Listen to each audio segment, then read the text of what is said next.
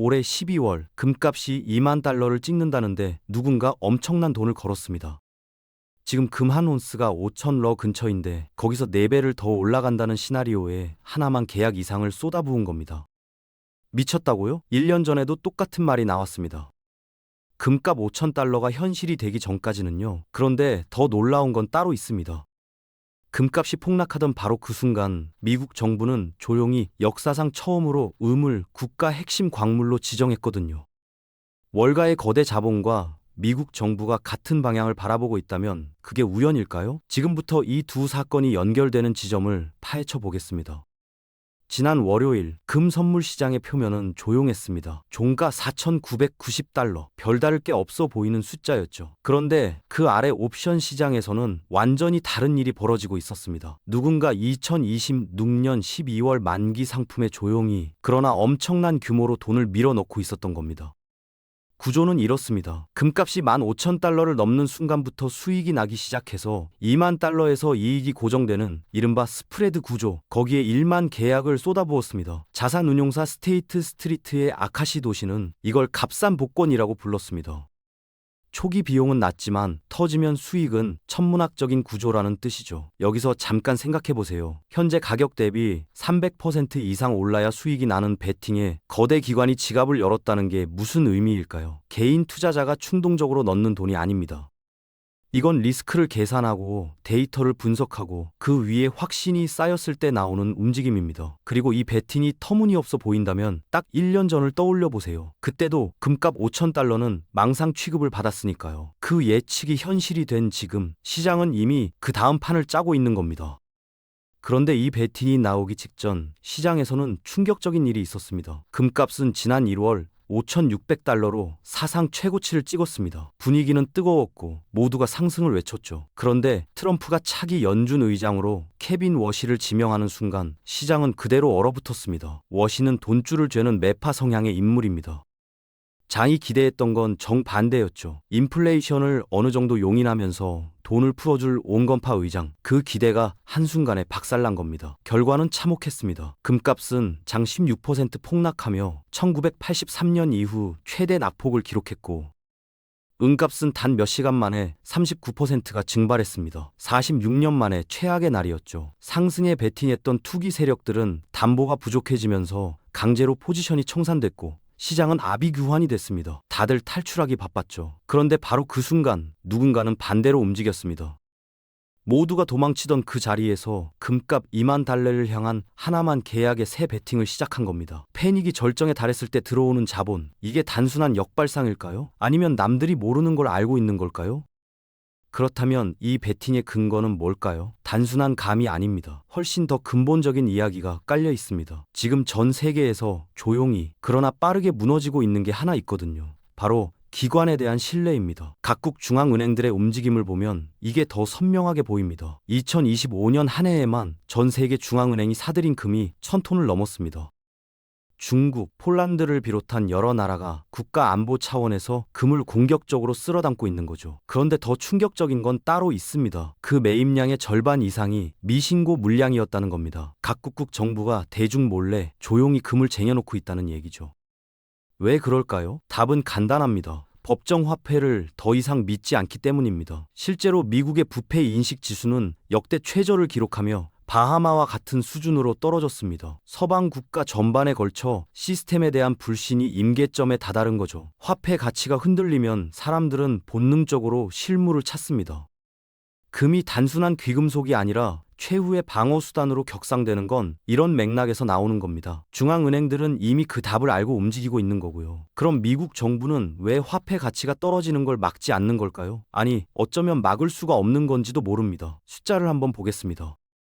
현재 미국의 부채는 38조 4,300억 달러를 넘었습니다. 매일 80억 달러씩 늘어나고 있고 연간 이자 비용만 1조 달러를 돌파할 기세입니다. 이 빚을 정상적인 방법으로 갚는 건 사실상 불가능합니다. 트럼프 행정부도 그걸 압니다. 그래서 꺼내든 카드가 수익률 곡선 제어, 줄여서 YCC입니다. 연준이 재무부와 손잡고 국채 금리를 강제로 찍어 누르는 정책이죠. 이게 얼마나 극단적인 조치냐면 2차 세계대전 이후로 한 번도 쓰지 않았던 카드입니다. 시장 금리로는 도저히 이자를 감당할 수 없다는 걸 정부 스스로 인정하는 꼴인 거죠. 결국 선택한 길은 이겁니다. 의도적으로 인플레이션을 만들어서 빚의 실질 가치를 녹여버리는 것, 돈을 찍어 국채를 사주고 그 과정에서 화폐 가치는 서서히 희석되는 구조입니다. 실질 금리가 마이너스로 떨어지는 세상, 그 세상에서 금은 가장 강력한 수혜자가 됩니다. 이 달러 베팅은 어쩌면 금값 예측이 아니라 미국 부채의 미래를 읽은 결과일 수 있습니다. 금값 폭락으로 모든 시선이 쏠려있던 그 사이 미국 정부는 조용히 역사를 바꾸는 결정을 내렸습니다. 미국 지질조사국이 현대사 최초로 은을 리튬, 우라늄과 함께 핵심 광물 리스트에 공식 포함시킨 겁니다. 이게 왜 중요하냐고요? 핵심 광물로 지정되는 순간 법적으로 완전히 다른 게임이 시작되기 때문입니다. 정부는 국내 공급망을 확보해야 할 의무가 생기고 인허가 간소화와 보조금 지급이 자동으로 따라옵니다. 실제로 미국 의회는 즉각 20억 달러의 예산을 배정했고 국방부는 은을 국가 방위 비축 리스트에 올리고 사재기를 시작했습니다.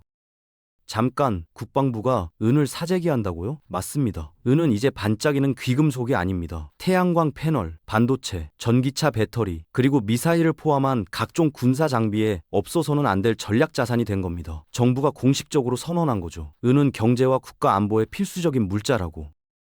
전문가들은 이렇게 말합니다. 이제 남은 건 미국 정부가 얼마나 빨리, 얼마나 많이 사느냐의 문제뿐이라고. 시장이 눈치채기 전에 정부는 이미 움직이기 시작했습니다. 그런데 미국 혼자 이 게임을 하는 게 아닙니다. 태평양 건너편에서 훨씬 먼저 움직인 나라가 있거든요.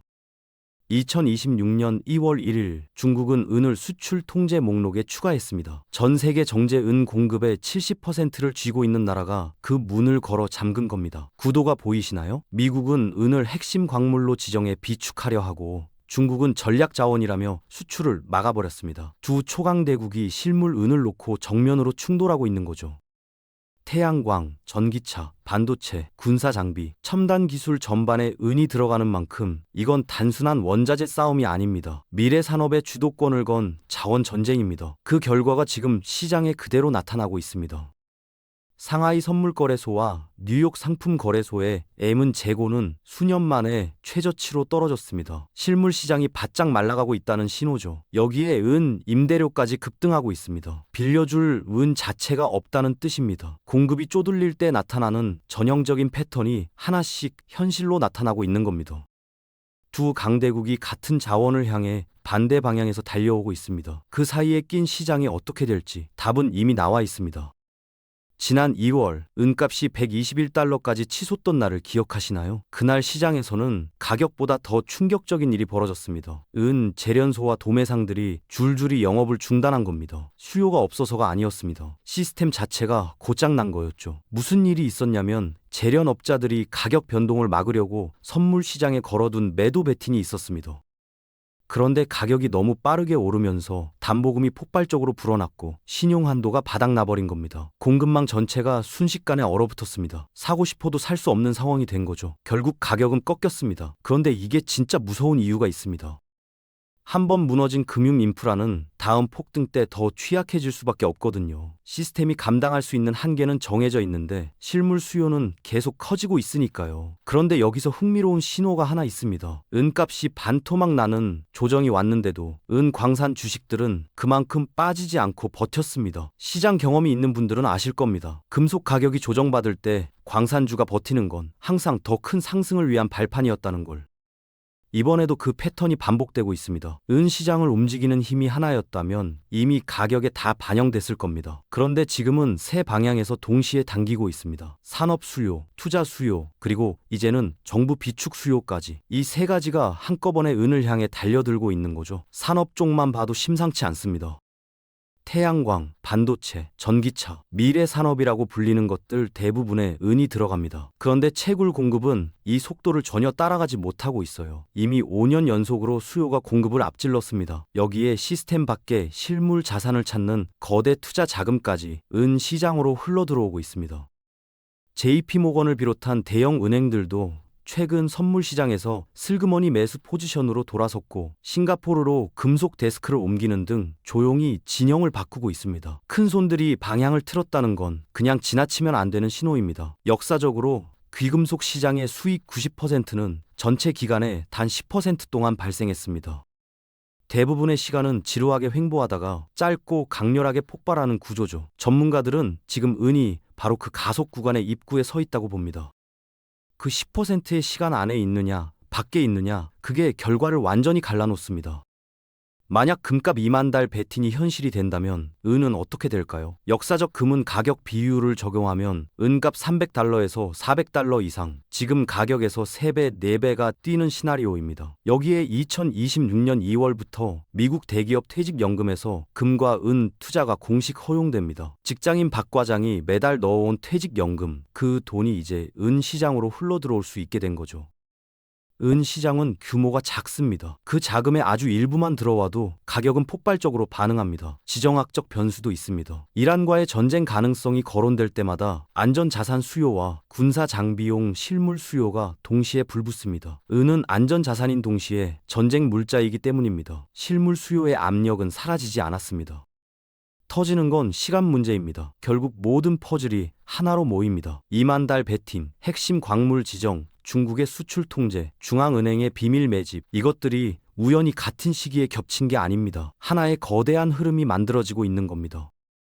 이 10,000달러 베팅 세력이 꿰뚫고 있는 건 이겁니다. 미국은 결국 화폐 가치를 희석시키는 길을 택할 수밖에 없다는 것. 역사상 실물 자산 없는 법정 화폐는 모두 0으로 수렴했습니다. 금과 은은 수천 년간 단 한 번도 그렇게 된 적이 없습니다. 월가와 정부는 이미 알고 움직이고 있습니다. 데이터는 방향을 가리키고 있습니다. 그 방향을 읽고 냉철하게 판단하는 것, 지금 이 시장에서 가장 중요한 일입니다.